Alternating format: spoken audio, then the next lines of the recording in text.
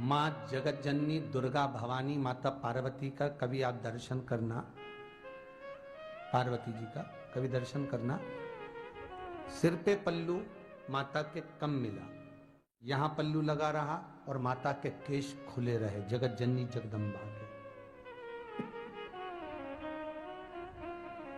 पूछ लिया चंचुला देवी ने, हे जगतधात्री दुर्गा भवानी, हे माता पार्वती, आप कैलाश पर मेरी सखी बनकर रही तो आपके केश खुले रहे, और आप शिव महापुराण के यजमान बनकर कथा सुनने के लिए जा रही हो, अपने पति के साथ में शंकर भगवान भी फेटा बांधकर, तुर्री लगाकर, गले में माला पहनकर, सुंदर वस्त्र आभूषण धारण कर कर शिव भी जा रहे हैं, और आप मस्तक पर पल्लू रखकर, सुंदर बोर लगाकर, नथनी लगाकर, सुंदर करधनी पहनकर, हाथ में चुड़ला, बाजूबंद, भुजबंद पहनकर, इतने आभूषण, इतने रत्न पहनकर, मस्तक को ढककर, सिर पर पल्लू लेकर आप कहां जा रही हो? अगर कथा सुनने के लिए जा रही हो और शिव महापुराण सुनने के लिए जा रही हो और शिव महापुराण के यजमान बनने जा रही हो, तो आप ही की तो कथा है और आप ही को सुनना है और आप ही यजमान हैं, तो आपको सिर पर पल्लू रखने की जरूरत क्या है? चंचुला देवी कर रही है माता पार्वती से। सुनिए जरा, प्रसंग कितना सुंदर है। क्या जरूरत पड़ गई आपको पल्लू लेने की? आपको क्या जरूरत पड़ गई? वस्त्र सिर पर रखने की, मस्तक धारण करने की क्या जरूरत पड़ गई?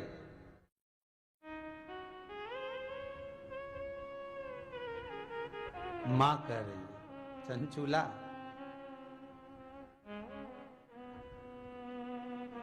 कथा सुनने के लिए मैं तुमरुका जी के पास जा रही हूं, क्योंकि जजमान कथा सुनने के लिए किसी के द्वार पर जाता हूं। मैं तुमरुका जी के पास कथा सुनने के लिए जा रही हूं, तो क्या हुआ?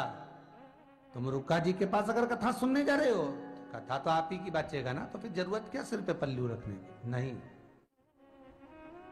चंचुला, जब मेरे मस्तक पर अगर कोई चूनर डली होगी, सिर पर रखी होगी, तो मुझे उम्मीद है कि जिस पुराण को मैं श्रवण करूंगी वो भी किसी के मस्तक पर चूनर तो डाल ही देगी। जिस पुराण को मैं श्रवण करूं, जिस भजन को मैं धारण करूं, जिस कथा को मैं स्मरण करूं, हमारे मारवाड़ी संप्रदाय के अंतर्गत, मारवाड़ी के अंतर्गत वर्णन आता है महाराज, हमारे मारवाड़ का एक भाव कहा जाता है कि अगर कोई साधारण तीज की भी पूजन करो, एक साधारण सा पूजन पाठ कुछ करो, तो मस्तक पर पल्लू होना जरूरी है। क्यों? क्योंकि जिस देवी देवता की हम आराधना कर रहे हैं वो हमारे कुल को भी ऐसे ही ढक कर रखे, हमारे परिवार को भी ऐसी साध कर रखे। जैसे मेरे सिर पर पल्लू है, उसी तरह जिसकी मैं आराधना कर रही हूं उसका हस्त कमल मेरे परिवार पर, मेरे कुल पर, मेरे कुटुंब पर पड़ा रहे।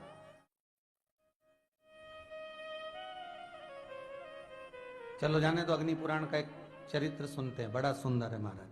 अग्नि पुराण में सूर्य देवता अपनी धर्मपत्नी संध्या से कह रहे हैं, संध्या सुन, जिस नारी के मस्तक पर केश रहते हैं, जिस नारी के मस्तक पर केश रहते हैं, और जितने नारी के मस्तक पर केश रहते हैं, उतने ही पीढ़ी दर पीढ़ी नारी के मस्तक पर, जिस नारी के, सौभाग्यवती नारी के मस्तक पर केश रहते हैं, पीढ़ी दर पीढ़ी और आने वाला उसके पुत्र पौत्र आदि आदि का पूरा भाव उसके मस्तक के केश में रहता है। जब नारी किसी पूजन में सिर ढककर बैठती है, तो नारी जिस देवता का पूजन करती है, उस देवता का आशीर्वाद उसकी उतनी पीढ़ियों पर, उतने पोते पर, उतने परिवार पर, जितने केश हैं उतनी पीढ़ी और उतने पोते और उतने परिवार पर उस देवता का हस्तकमल रखा रहता है, जितनी देर तक नारी के मस्तक पर पल्लू रहता है। उसका व्याख्यान अग्नि पुराण ने करा। कई माताएं कहती क्या होता पल्लू रखने से? चलता भी था पहले हमारे यहाँ महाराज, इतना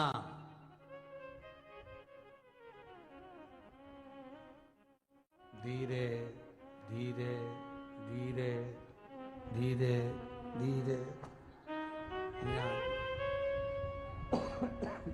यहाँ